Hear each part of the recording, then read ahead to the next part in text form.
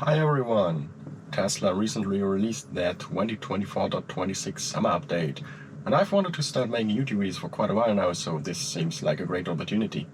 Let's get started. First, let's have a look at the release notes for this update. I've received version 2024.26.6 over the weekend, which includes all the changes from 2024.26.3.1, and I had a chance to try out a bunch of these new features over the past few days. And I have to say I'm really enjoying the new interface options and the slight design changes. Especially the new climate controls are easier to operate and look much cleaner in my opinion, but more on that a bit later. Keep in mind that the vehicle I'm sitting in right now is localized to Germany, and therefore some features might not be available or behave slightly different from other countries and regions. If you're also a fellow Tesla driver and have received this update and notice any differences, let me know in the comments. To provide a bit more background info, this is a 2021 Model 3 long-range dual motor with a heat pump, with the older Intel processor, as well as the newer Matrix LED headlights, also known as the global headlights, which I will probably cover in a separate video. But let's get back to the release notes. We can see that the release 2024.26.6 does only include minor fixes, and all the major upgrades happen in 2024.26.3.1. Okay, let's start with the first new feature. Go on green. The traffic light and stop sign control feature no longer requires explicit driver confirmation to continue straight through an intersection for green traffic lights when there is a lead vehicle ahead of you, and autopilot is confident that you are not in a turn-only lane. The stop line in the driving visualization will now turn green to indicate that the car will continue through an intersection. As with all autopilot features, you must continue to pay attention and be ready to take immediate action. So this is a feature I will demonstrate a bit later in the video on the street. Let's continue with the next one, YouTube Music. As it says on the screen, you can now listen to over 100 million songs ad-free with your YouTube Premium or Music Premium account. And you can access your library to see all of your liked and added songs, playlists you created, and artists and podcasts you subscribe to. So keep in mind this feature requires premium connectivity or an active Wi-Fi connection, as well as either YouTube Premium or a YouTube Music Premium account. Another media source that has been added with this update is Amazon Music. So Prime members get access to over 100 million songs in shuffle mode, all access playlists, plus the largest catalog of top ad-free podcasts. Upgrade to Amazon Music Unlimited for full on-demand access. And as with YouTube Music, this feature also requires premium connectivity or an active Wi-Fi connection. Okay, so the next feature is parental controls. You can now enable parental controls with the pin on your vehicle. Set a maximum speed and limit acceleration to chill. Turn on safety features such as speed limit warning, automatic emergency braking, and forward collision warning. Configure night curfew to receive notifications through your Tesla mobile app when the vehicle is driven past curfew. To enable parental controls from the vehicle or the Tesla mobile app, navigate to Controls, Safety, Parental Controls. Follow the instructions on screen and provide a PIN. Drivers can't disable the controls or change the settings without re-entering the PIN. So this is a completely new feature which allows to set restrictions and enforce safety features, which is very convenient if you have younger or less experienced drivers in the family or share the car with the whole family. Or maybe your kids are lucky enough to even have their own Tesla. In which case this feature is also very helpful, as it includes the option to get a notification via the Tesla app in case the car is used between 11 PM and 4 AM. So keep in mind, as with all the other features that require a PIN, such as PIN to drive or the basic speed limit, also on parental controls, if you set the PIN and forget the PIN, then you have the option to reset this using your Tesla account credentials. Okay, now let's have a look at the parental controls feature. You go to the car menu and you go to safety and then scroll down a bit to reveal the new parental controls option. If you select on, you can set 4 different things. The first is a speed limit. That's basically the same speed limit option that was available before. And you can set it to any speed between 80 km per hour and 193 km per hour. Additionally, you can reduce the acceleration by setting the acceleration option to chill, which cannot be changed unless you input the PIN. You can also require all the safety features to be on, such as speed limit warning, forward collision warning, and automatic emergency braking. These features cannot be turned off unless parental controls is also turned off. And the last option is to send curfew notifications. So what that does is basically that you get a notification in your mobile app when the car is driven between 11 p.m. and 4 a.m. If you go ahead and confirm these settings, it will ask you to create a 4-digit PIN, in this case 1234, and we can see that parental controls has been turned on. So scrolling down we can see speed limit mode is now set to 80 km per hour, cannot be turned off. And if we go over to the autopilot section, then we can also see the features for speed limit warning are set to chime and cannot be changed. Speed limit is also unable to be changed. The forward collision warning is set to early.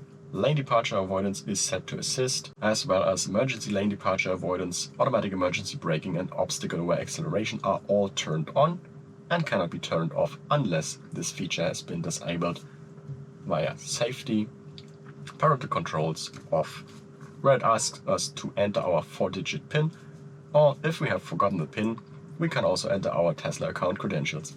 So I'll go ahead and input 1, 2, 3, 4, and parental controls goes back to off. If we now look at the autopilot settings again, we can see that the speed limit options are now available again to be modified, as well as the speed limit warning, which has reset to my previous settings value of display instead of chime. The speed limit is relative and set to my previous value of 10 km an hour, as well as forward collision warning set to late, lane departure avoidance kept at assist, as well as emergency lane departure avoidance and obstacle aware acceleration. These features can now be changed again. Alright, another feature is navigate to sub-destinations. So now when you enter a navigation destination, you can select a sub-destination, such as a specific terminal at the airport, to get more accurate routing details. How does it look like? Well, if we go to navigate and input airport, it offers us the nearest airport, which in this case is the Berlin-Brandenburg airport. And we can either navigate directly to the airport by tapping just on the address, or we can navigate to a sub-destination if we go to the search bar again, input airport, and then select Terminal 2, in which case it will directly route us to Terminal 2 at Schönefeld Airport. So this is a nice feature if you ever happen to pick someone up at the airport and it's a slightly larger airport and you tend to get confused where you are or where you have to go, then you can just navigate to that sub-destination. Another addition is the weather forecast and air quality. So the vehicle status bar now shows the local weather conditions alongside with the temperature. When an air quality index is poor, your vehicle also shows an AQI symbol and the index value. Tap the temperature on your touchscreen to see details about your local weather forecast, such as the weather conditions, highs and lows of the day, and the chance of rain. So this feature, as many of the other features that are new in this update, require premium connectivity. So in the status bar we can see that we not only have the outside air temperature from the sensor in the front of the car, but also the weather conditions at our current location. If we now tap on that, it opens us for the current location the weather forecast with details for the next few hours, as well as the chance of rain in percent, the current humidity, the wind speeds and direction, the current UV index, as well as the AQI, which is the air quality index.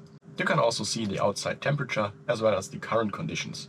You can also scroll in this area to see the next few hours as well as the conditions and temperatures. Tap anywhere on the screen or on the X to dismiss the panel. Also included in this update is a scheduled charge and preconditioning feature. So what Tesla has done basically is redesigned the entire menu in the car and also in the mobile app to allow scheduled charging and preconditioning of your vehicle. You can select location, schedule one-off, repeat specific times or days of the week, and also control when the charging starts and stops. To schedule your charging and preconditioning, tap Controls and Schedule. Also keep in mind that this feature requires the mobile app version 4.34.5. To set that up, we go to the vehicle menu and navigate to Schedule, which is now a separate new section in the sidebar. We can set a schedule for our current location or select from the drop-down our home or work location. If we want to add a schedule for preconditioning, we tap the plus and we say at which time we want to precondition, in this case 4 p.m.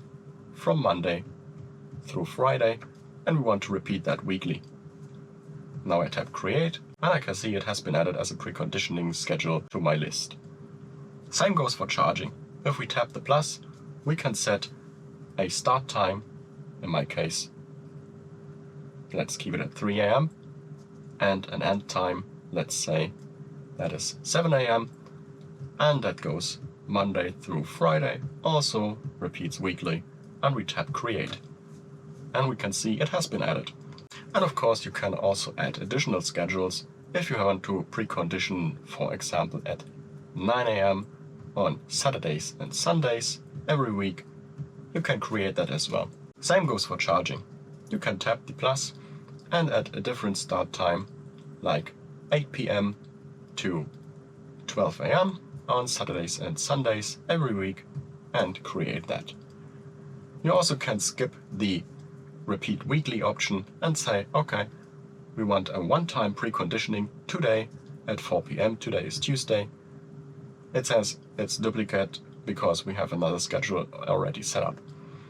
So we might want to remove this, go back to add, say 4 p.m. on a Tuesday. We do not want to repeat this, and tap create. If we want to remove any of these entries, just tap on the X on the right side. Same goes for charging. If we want to delete a schedule, we just tap the X on the right side to remove the entry. And if we want to schedule charging one time, then the same goes here. We select the start time of, for example, 1 p.m. and an end time of, for example, 8 p.m. only on a Tuesday, and tap create. So now we can see the current schedule is set to Tuesday 1 p.m. to 8 p.m. and the car will charge at that time.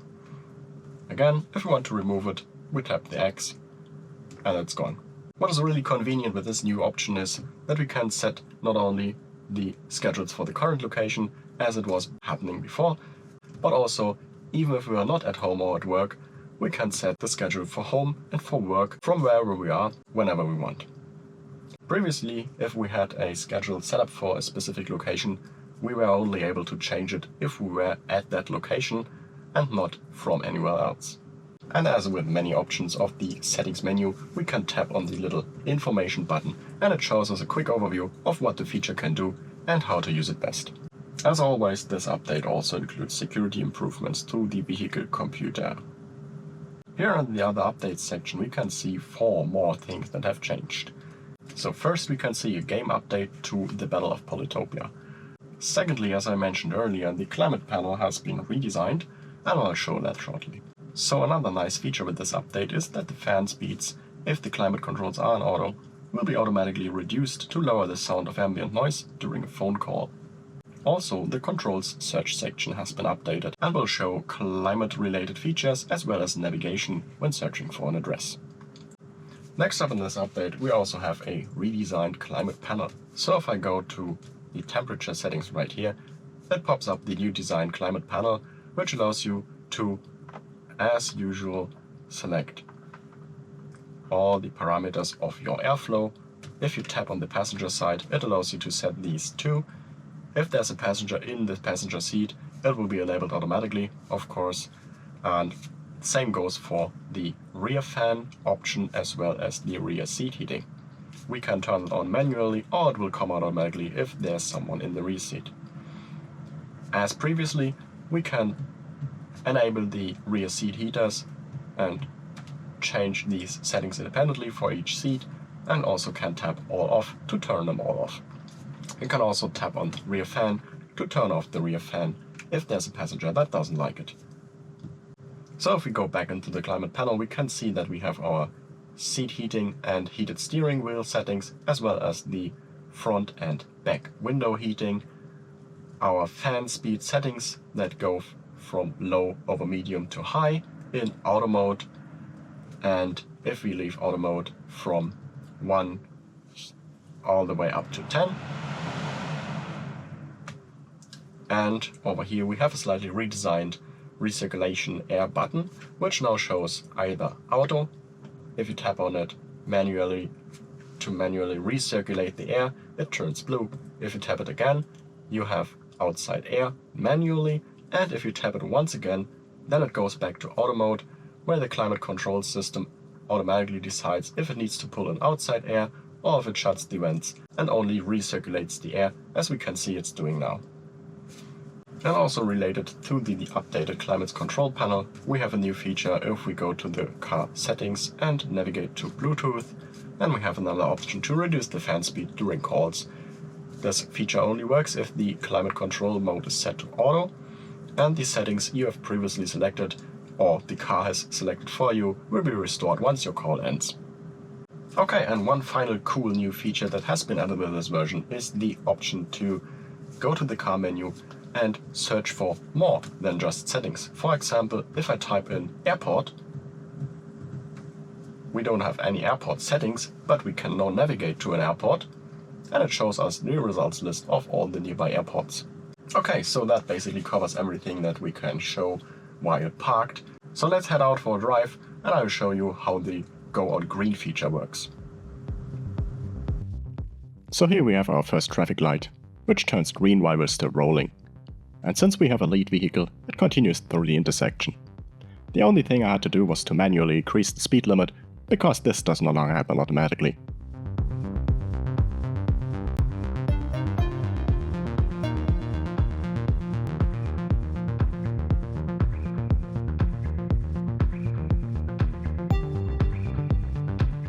Here we have the same intersection from the other direction, with a green light as well as another car in front of us.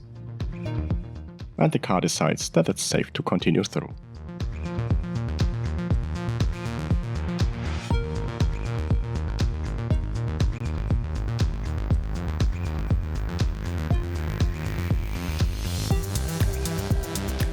Here we're coming up to a stop due to a red traffic light with multiple cars ahead of us. As the car slows down, we can see that it detects the traffic light as being red and also shows us the red line, which means that it will not cross the intersection right now.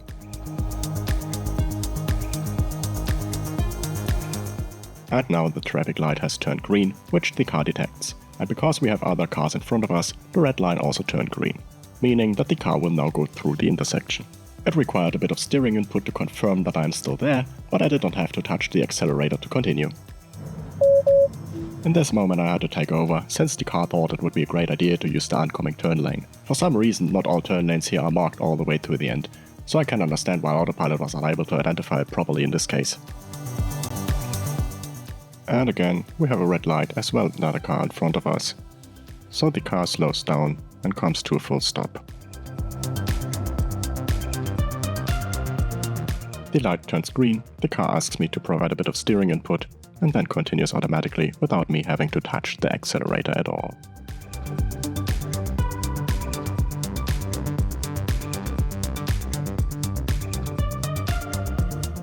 And once again we're coming up to a traffic light, which turns green.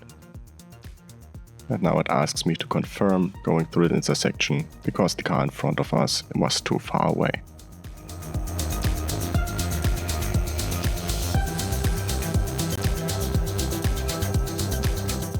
Thank you so much for watching my very first video. If you enjoyed it, don't forget to give it a thumbs up and leave a comment below. I would love to hear your thoughts. If you have any specific topics or questions you would like me to cover in future videos, feel free to drop them in the comments as well. Make sure to hit that subscribe button and ring the notification bell so you don't miss any future content. This is just the beginning and I can't wait to share more with you. See you in the next video.